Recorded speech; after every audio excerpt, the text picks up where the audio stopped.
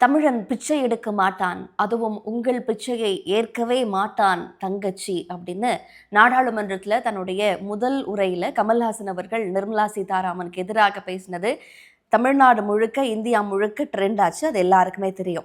இப்போ திமுக கூட்டணியில சட்டமன்ற தேர்தலை மக்கள் நீதி மய்யம் கட்சி எதிர்கொள்ளுது.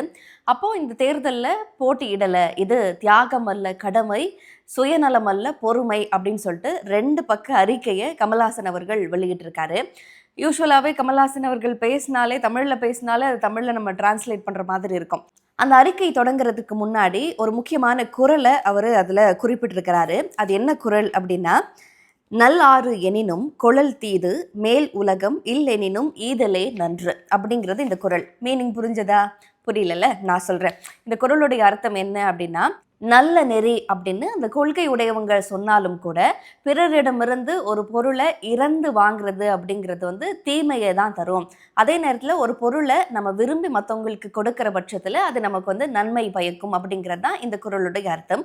இந்த குறள் ஈகை அப்படிங்கிற அதிகாரத்தில் இடம்பெற்றிருக்கு. தேர்தலில் போட்டியிடலை அப்படின்னு கமல்ஹாசன் எடுத்திருக்கிற இந்த முடிவு பேசுபொருளாகி இருக்கு. நிறைய பேர் அவங்களுடைய கருத்தை சொல்றாங்க.